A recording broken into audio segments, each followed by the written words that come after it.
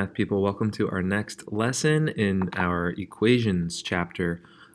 We've done one-step equations and translating one-step equations. We're going to be moving into two-step equations.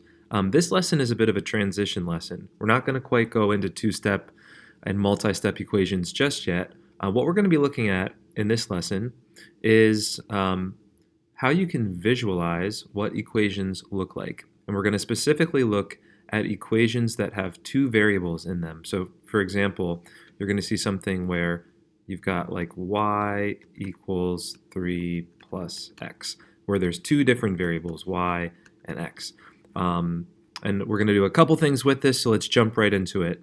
The first thing is that equations, when there's two variables present, like x and y, you can visualize that equation. It's something that can be drawn on a graph. Now, this is a skill that we're not going to go very deep with this year. However, it is a big topic that you'll look at in 7th grade and much more in 8th grade. You'll really start to build on it in your 8th grade year.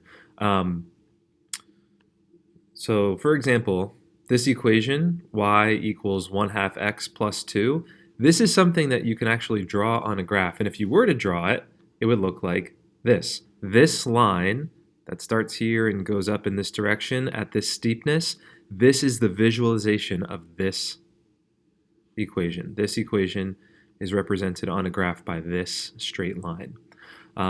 We're going to start to look at how can you create lines from equations.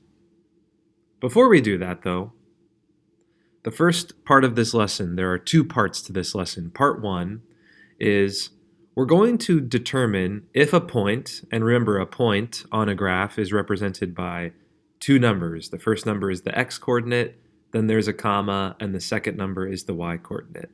We're going to determine if a point is a solution for an equation, which might sound a little bit weird, but it's very, very simple.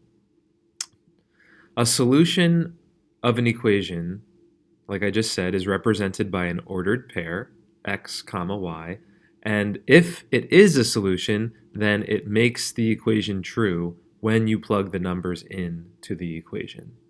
So, for example, if I had the equation y equals 3 plus x, a very simple equation, one of the questions I'm going to ask you is this point, and I'll just give you a random set of numbers, 5, 9. Is this point a solution for this equation? And the way that you can tell me yes it is or no it is not and prove it is by plugging in these values and seeing if it makes the equation true. Remember, our first number is the x value. Our second number is the y value. So for this equation, 5 represents x. I'll substitute that in for x, and y is represented by 9. So if this point, 5, 9, is a solution, then when I plug those numbers in, this thing should be true. Does 5 plus 3 equal 9? Absolutely not.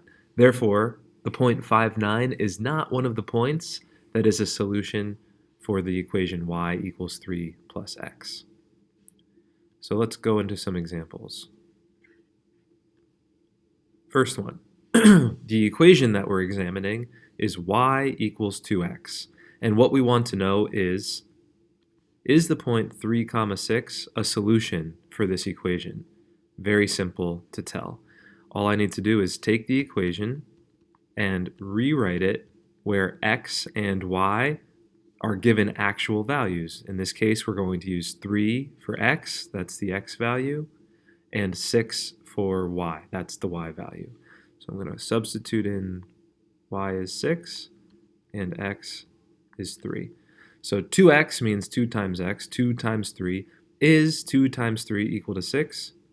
Yes, this is true. Therefore, the point 3, 6 is one of the solutions that would make this equation true. Let's try another one for this same equation.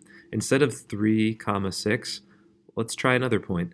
Is the point 8, 15. Does this make the equation true? Well, the way that I can test it out, y equals 2x. With this point, x equals 8, so I'm going to replace the x with an 8, 2 times 8, and the y is a 15. 2 times 8, does that equal 15? No. 2 times 8 is 16. This is not equal. This is not true. Therefore, the point 8, 15 is not a solution to this equation. One thing to note is there's tons of numbers that could work. 3, 6 is one of the ones that works. 8, 15 does not. But there are others. It's not just 3 and 6 that could work. Another possible solution that would make this true is if you plugged in 5, 10. This combination, 5, 10, does make this equation true. 2 times x, 2 times 5, is 10. Y equals 10. All right, let's look at one more example together. I'll give you a chance on this one. Does the point 4, 12 work as a solution for the equation y equals 4x minus 3? So take a second, see if you can figure out, does this point work for this equation? All right, and hopefully you figured out that if you plug in 12 for y and 4 for x, which I just did here in red, and then worked it out, so order of operations says to multiply first, 4 times 4 is 16, and 16 minus 3 is 13. 12 does not equal 13. This is not a solution. So the point 412, no, not a solution. It does not make the equation true. All right, so the first part of this lesson, pretty straightforward. I don't want to say it's easy if you're finding that you have some questions, but it is pretty simple. You're plugging in points, you're testing to see if something is a solution. That's part one.